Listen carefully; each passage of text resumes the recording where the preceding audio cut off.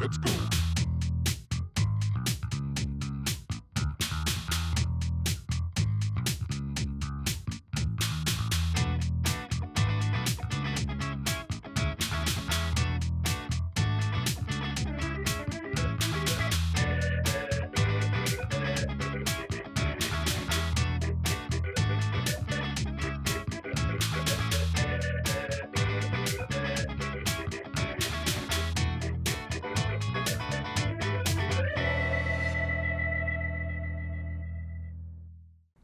Welcome home to 42 Geek Street, your guide to the world of the geek for that little bit of geek in all of us. Hi, I'm Ren, and I've got Mike hanging out in the studio. Yo, yo. Yo, yo, bro. Peoples. Peoples. My bro. We are bro. We are bros. Not bros. Not bros. I don't know. They got chocolate in the box. I like that stuff. And we want to be famous one day. When? When? I can't answer that. I can't answer that. Guando. Some people get that. Look, coming up on today's show, Mike, I thought let's change topic. We've got the NWA, the NWA and Games Association. We've got the new Melbourne Browncoats. Lauren's actually going to talk to us about what they're all about. Okay. And then in a future episode, we're actually going to look at one of their events, Stop the Serenity. It's a charity event they do. Ah, of course, yeah, I did hear about that. Well, I didn't get down there on the day, but I did hear about it. Yes, I was there. It was actually fun. They're actually really nice people. Very nice. And also we've got you interviewing a very special member of the crew. You've done most of the crew. Yes, correct. And there's one left, and we'll leave that for your own imagination. I wonder who it could be. You wonder. I wonder. It's a very musical episode. We should do a musical episode. Not today, because we want you to keep watching.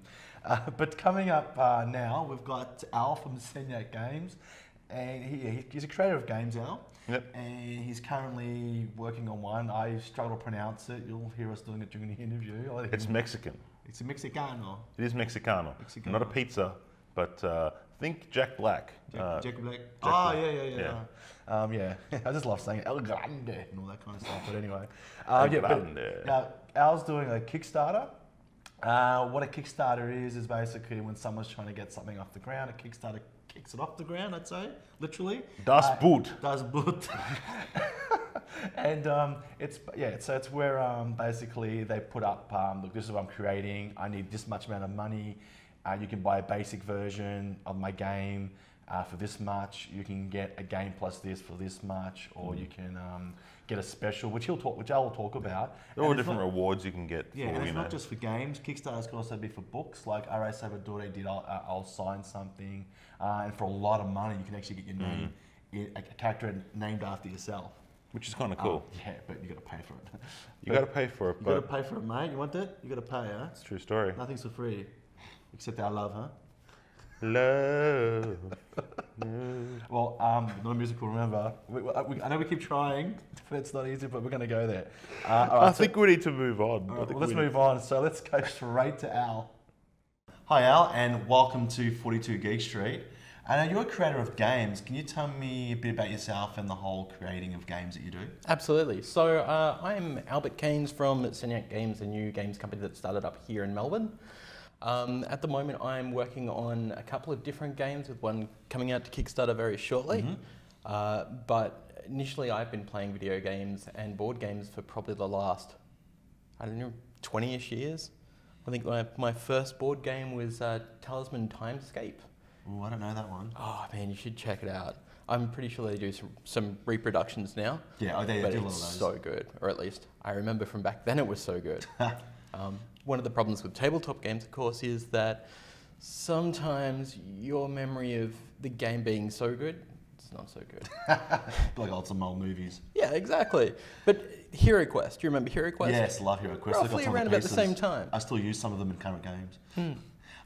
So your company, or your Senyac Games? Yes, that's correct, Senyac Games. And your main game that you're working on at the moment, what's it called? Sure, it's called El Luchador Fantástico Grande. Yeah, I just wanted to hear you say it.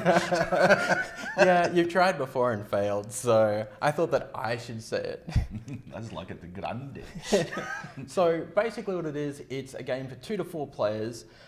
You're a Mexican wrestler and you do basically playing against other players as a Mexican wrestler. But it's got that kind of absurd, colourful design to it. Yeah, I've seen some of those designs are really nice. Yeah, as well as the back and forth action you'd see in a wrestling match. So you've got those, you know, kind of like interference cards and the damage cards, but you've also got some healing to keep yourself alive. So it's not just straight up, I'm going to jump in and just do whatever. There is a good strategy you can build behind it. So it's one of those games that's pretty much easy to play and hard to master. Yeah, I had a bit of a test run with you where you were just playing with it a bit. And yeah, there was a bit of strategy in there. Yeah, except you guys kept beating me. I'm the creator, I shouldn't lose, right? Actually, I think we ganged up on you a little bit. Yeah, a little bit. But you won the last game though. Yeah, well, everyone does it. It's like, oh, we're playing with the creator. We'll beat him first. Yeah, let's get rid of him. So we did you a favour so you can observe us a little bit while we were playing your game. Yeah, it was really good. It was fun. So this game, Kickstarter is happening? Yes, Kickstarter is happening at the end of October, just before, the week before PAX actually. Oh, cool, yeah. So we should have a copy of the game, I should say, ready for demoing at PAX as well. So it'll be in the free play area for anyone to just dive in and jump in for a couple of games. Yeah, and we'll probably pop around too, and I'll probably give you another game. Yeah, absolutely. Cool. Anything else on the horizon at all that you might be looking at? We do have a couple of other projects that people should definitely keep an eye out. I'll give you the details of our Twitter, etc., that you can put in the notes. Well, I'll put it up here, actually. Oh, really? Yeah, so we'll just have... It'll be right here. Yeah, right here. And we do the whole liking, sharing and caring and all that kind of stuff. But we have a couple of games on the horizon. One of them is a pirate sailing game where you're a pilot.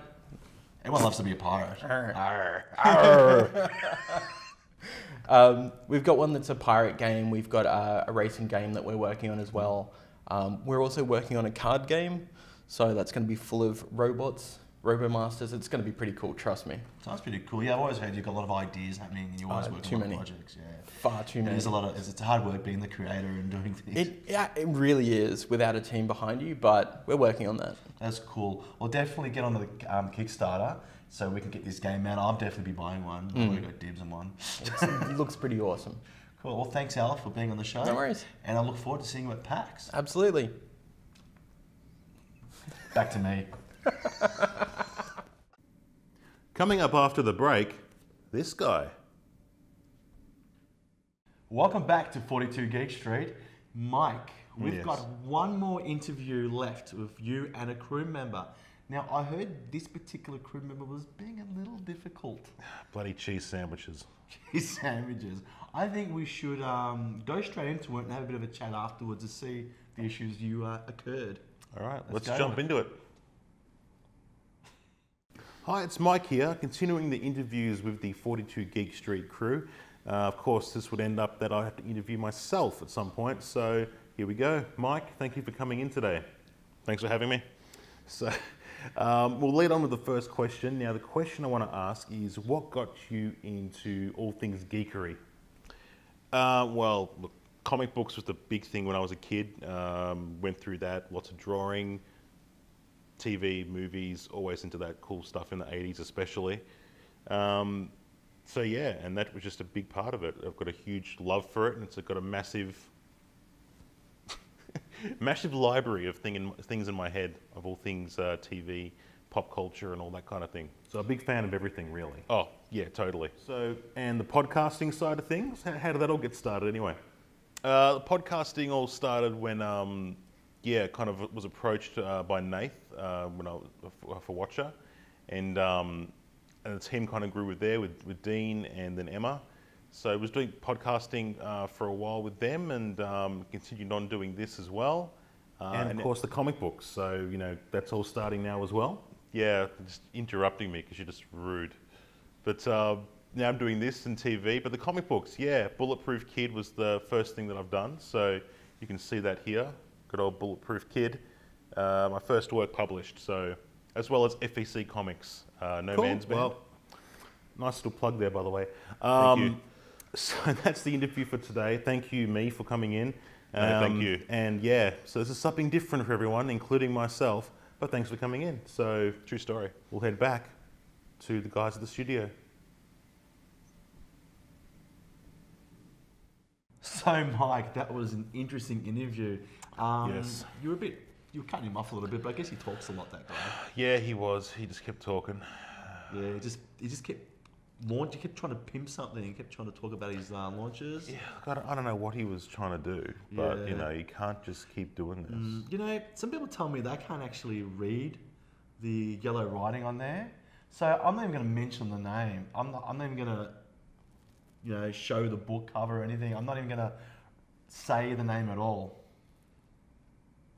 But anyway, I think it's time for you to stop pimping the book. And we should check out Lauren. She went down to New Melbourne Browncoats at Vic Library, which is actually not far from where we're shooting right now. And It's a lovely, well, it's not a summer's day. It's a lovely spring day. Yes. Here in Melbourne. And it'll still be spring when this airs. And yeah, well, we went to find out. This is more about what they're about. And then a couple of weeks, we'll actually find out more about the event that we were at. So let's get straight to it. Hi, it's Lauren here for 42 Geek Street. I'm talking to our lovely brown coat, Chris. I'll accept lovely brown coat. Awesome. Now, Chris, can you tell me about the Melbourne Browncoats? What are the new Melbourne Browncoats and what do they do? Okay, the new Melbourne Browncoats, we're a fan group for the TV show Firefly. We started out in Melbourne basically at the start of Firefly getting cancelled.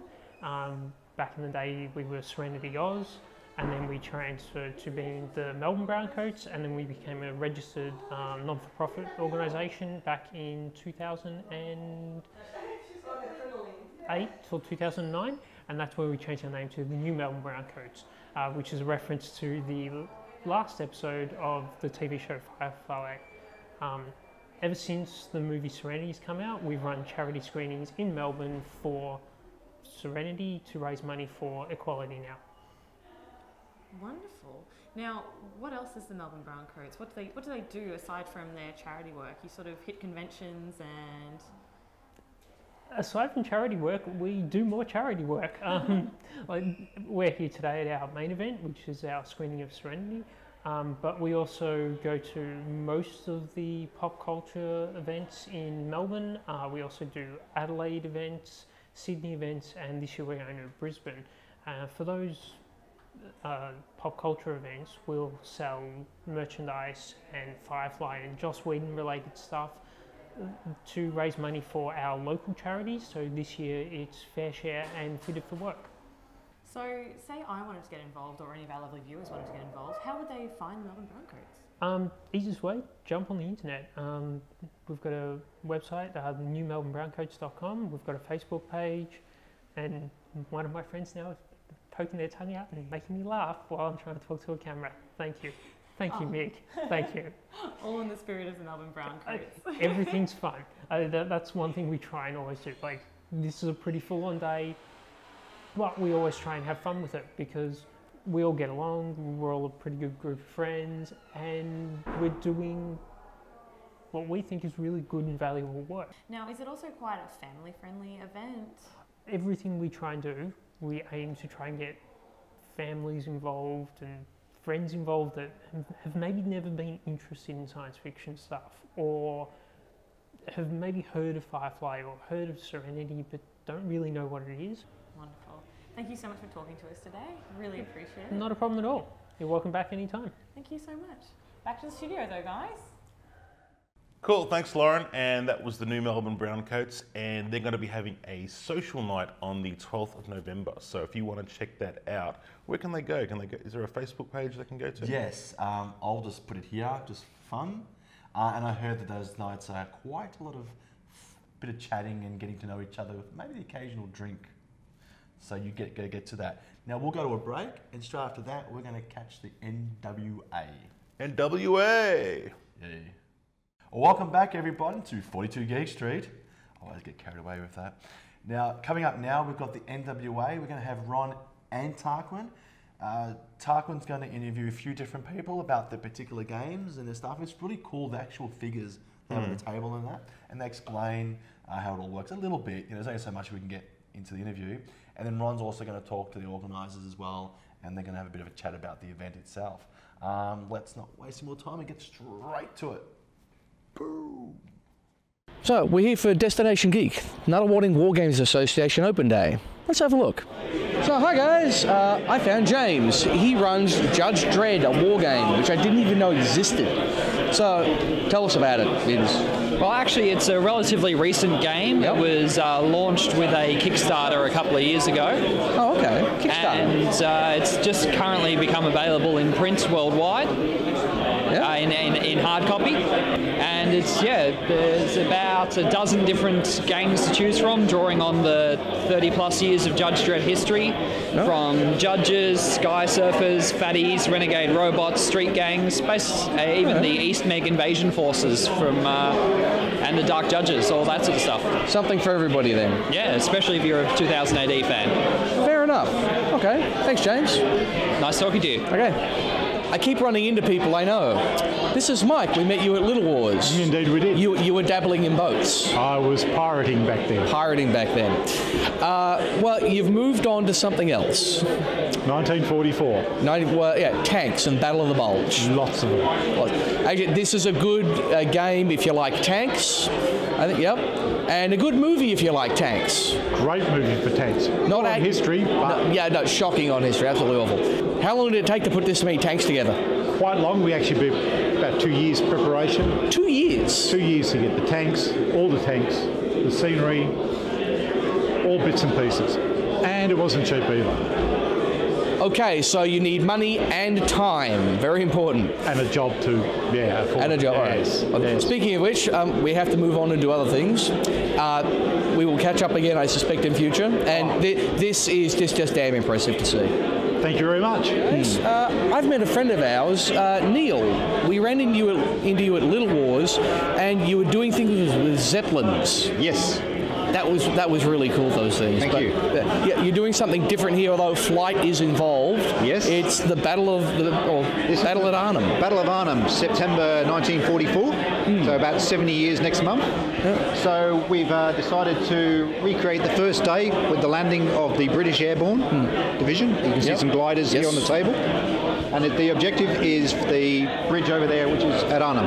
Now, dare mention history, there was half a Panzer division involved. I don't see any Panzers, or are they just well hidden? Well, see, the British had surprise when they landed, but the Germans quickly reacted, and you'll start to see tanks coming onto the table as the game progresses. But I see, okay. This is the initial landings. The British are starting to feel their way to get to the bridge. There were some Germans in the vicinity at the time, so they're causing a bit of a nuisance at the moment, trying to stop the British. Okay. Because the Germans worked out pretty quickly, but the bridge was where they were trying to go. So. Well, guys, it made a pretty good movie. Ask your parents and learn some history. And Neil, thanks for talking to us again. No worries. Thank you. Okay. Mitch, otherwise known as Joe Dodgy. I won't ask how you ended up with that name. But we caught up with you at Little Wars before. You've set up your table again. Yes. What does it take to do this sort of thing? A lot of perseverance, a lot of organisation, a lot of knowledge of product lines, and a lot of knowledge of what's coming up, which is probably the hardest thing. Being able to predict what people might be interested in just based on one line of description in a magazine or on a website is definitely an acquired skill. All right, well, we'll let you get back to selling things. All right. Hi guys, Ron here for 42 Geek Street, and I'm with Malcolm and Stephen, and we're with the Nunawading War Gamers Association. So guys, can you tell us a little bit about what the association does? Plays war games. Basically, model soldiers on tabletops. Okay, so it's the easiest way of putting it. Now, war games sort of gives the impression that it's going to be based around World War II and World War I, but it's more than that now? Oh, it's way more than that. It goes right from, way back in history through to, there's things like Warhammer 40k, which is set 40,000 years in the future. Yeah, and I've noticed you also got another game out there for Judge Dredd as well. Yes. It's a new thing that's coming along, and I bumped into you guys at Little Wars and saw a couple of, like a pirate game that's coming, so there's lots of variety for people what they're interested, Lord of the Rings and stuff like that, so that's pretty cool. A lot of fantasy type things, so your pirates and that, while they're theoretically based on, well, they can be based on actual characters, they, you do your own thing. Okay, and if people want to get involved, how do they get involved? with the club? Just give us a call and stuff like that. We come along to one of our games, have a look, have a chat, play, just to see if they like it or not. And they're we're always open to new people having a look. That's why we have days like this, so the general public can get a real view of what we actually do. Yes, we're down at the open day, so you guys like to tend to have the open days, but you also attend things like Little Wars and other events just to promote the club? Yes. And where do you actually have the meetings? Where do you actually? Well, one of the venues we have is this one, which is the Croydon Church, Croydon Uniting Church. Yeah. And the other one is down Mitcham. Which is Mount View United Church. Ah, cool. And for a new player that comes in, one of the things that might be intimidating is, well, I don't have any figures and I don't know what to play, but you guys have games available that people can play to learn before they have to... And usually we have enough figures for people to borrow until they build their armies up. So we've usually got enough stuff to facilitate for new guys to come in, so they can borrow stuff until they get to build their own or kind of work out what period they like to play. Yep. And what does membership cost if people wanted to join? Is there a fee, or what's the sort of $90? And that's for the whole year? Yep. Cool. That sounds great. So we're going to check out the rest of the open day, and thanks for sharing the time with us. Well, thanks for spending your time. Thank you. Thanks, guys. So that was another Warning War Games Association open day. Guys, thanks for letting us come and have a look and have a bit of a chat to you. And now, back to the studio. So that's the NWA. It was pretty interesting. Yeah. As I was saying, I love the figures and all that we get to look at, or the little tanks. And they're very true to how the battles work. Like one stage, they're saying, well, there's not as many of these tanks because at this part of the war, that wasn't happening yet, and it comes later. So they're very detailed. You gotta love how much they're into it. And when it comes to war, love is a battlefield, people. Don't forget that. Love it. Now, next weekend, guys, there's PAX next weekend. We're all going to be there. Say hi. We want to say hi to everybody. We love catching up with people. We'll be wandering around. You'll see us. Lurking with our camera. It's creepy. And Mike. Yes. Other stuff's happening. Yes, other stuff is happening. This weekend that we are currently entering, we've got a couple of panels at All-Star.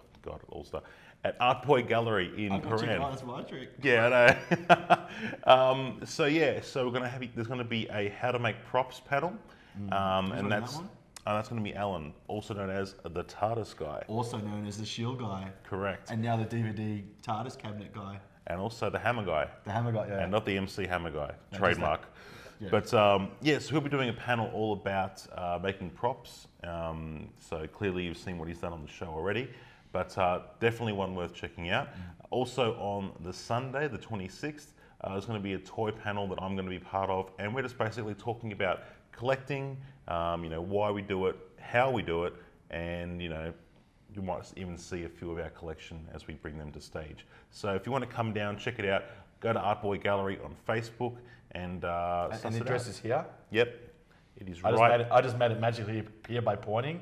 It's like a magic finger. If I point, stuff appears. It's underneath our heads right now. Actually, it's above us now. Now it's gone. That was really quick. Yeah. All right, everyone. Well, that's better conclude the show for now. There's like alcohol here or something. It was great having you. It was great doing the show. Yes. We appreciate you all watching. Yes. If you like the show, that's our Facebook. So I pointed it happened again. Like it. Love it. And, live it. And share. Share. And share alike. And we'll see you all next week. On 42 Geek Street. Yes. See you later. Bye.